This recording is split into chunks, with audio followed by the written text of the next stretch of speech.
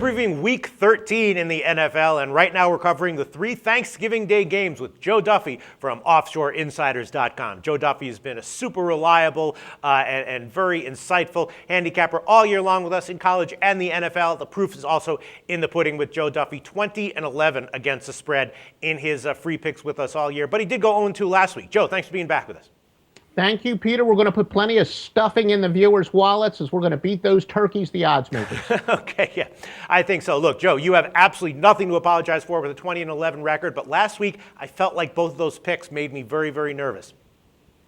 Yeah, and you know what? I probably shouldn't say this. I think only twice all year, by the time I got to release my premium plays, have I changed it. Mm-hmm. And one was the Thursday night game. It honestly was. But, you know, I give you my honest opinion when we record these on Monday or Tuesday, and it rarely happens where I change my mind. But, you know, like I said, almost all the picks I give are either premium picks that I wind up giving or games that I pass on. But honestly, it was an exception on Thursday. Yeah, no, it happens. It absolutely happens. And we judge you on your overall record, which is great this year, which spans 26 years. So very quickly, tell people how to reach you at offshoreinsiders.com if they want to.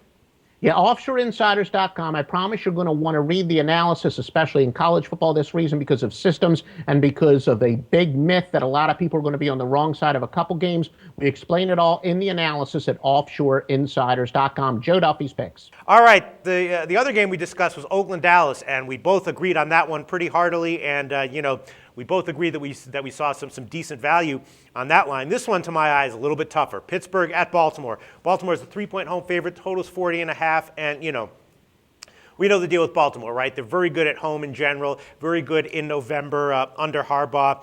They're 4-1 against the spread at home, and I saw the stat there this year, and they're 10-1 at home in November since 2008. Under Harbaugh. So I guess you'd want to lean Baltimore -3, except they're having so many real problems on offense. And Pitt is so resurgent. You know what I mean? Their offense is really clicking here. Roethlisberger, since he picked up the pace on offense, they've really been scoring a lot better, getting wins, getting covers. So I'm not sure I'd want to bet against that. The total's 40.5. Looks like it's looming a little bit low. But then again, Baltimore's 0-5 over under at home on the year. And Pittsburgh has been trending under as well. So, right now, before I listen to what you have to say, I would probably pass on the side and lean over 40.5. But what do you like here, Joe? No, it's funny. More times than not, we seem to agree, and this is one that we do agree on. It's also a real interesting scheduling dichotomy, and Troy Aikman has spoken about this, where he has said, and he, of course, played on the Dallas Cowboys, where they played every Thanksgiving, and they played Thanksgivings at home, except I think once or twice they did play against Detroit. But Troy Aikman always said he felt it was unfair when the Cowboys hosted a team that was playing on the road in a short week. Well, this is an all-time rarity where it's only the 5th time going back to 1989 that on a Thursday, doesn't always have to be Thanksgiving, but on a short week, the home team is playing 2 straight home games and the road team is playing 2 straight road games. The home team, not that shockingly, is 4-0 straight up and against the spread, but all 4 have gone over. Now, for the reasons you stated, and it only involves 4 games, so that's not statistically significant, but it is what you would expect. It does agree with conventional logic. I also like the over here, and it's mainly because you have 2 quarterbacks that haven't been having spectacular years, but the one thing these 2 quarterbacks have in common, they both played their best in big games, and both of these teams are in the playoff race. Pittsburgh, they're resurgent, as you said. They're all of a sudden back in the playoff race, and the bigger the game, the bigger these 2 quarterbacks have played, and with such a low total, I agree. I expect both quarterbacks to have very strong games. All right, but what about the fundamental problems that Baltimore has been having on offense? You know, they're still having problems running the ball, protecting the quarterback, and just getting touchdowns. And, you know, you don't want to see one of these games where it's like, you know, you see 4 scores, all of them field goals. Then you start to feel like really nervous when you've got an over. And, again, you know, Baltimore, all 5 of their home games this year have gone under. Now, I just told you I like the over, but just playing devil's advocate, what do you have to say about all those factors?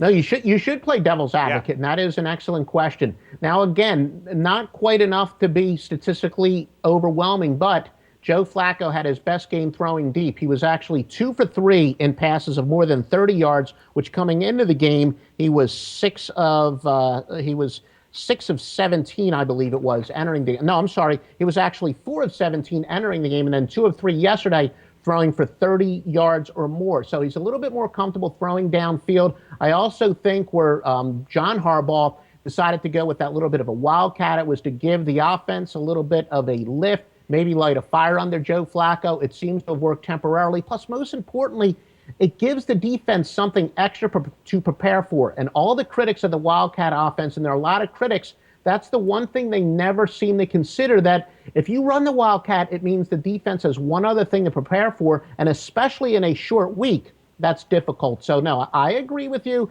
It's not like this game jumps out either the side or the total, but for the reasons that I say, and most definitely the fact that both of these quarterbacks seem to respond, and this is a big game for both of them, I'm going to go with the over. All right. Look, I'm agreeing with you, Joe Duffy, and the factors that I cited are also the factors that are serving to keep this game, this total, very low. 40.5, very low NFL total, and very easily surmountable with, fluke plays, special teams, defensive scores, whatever. All right. Me and Joe Duffy both in agreement over 40.5 in Pitt ball. Thanks, Joe.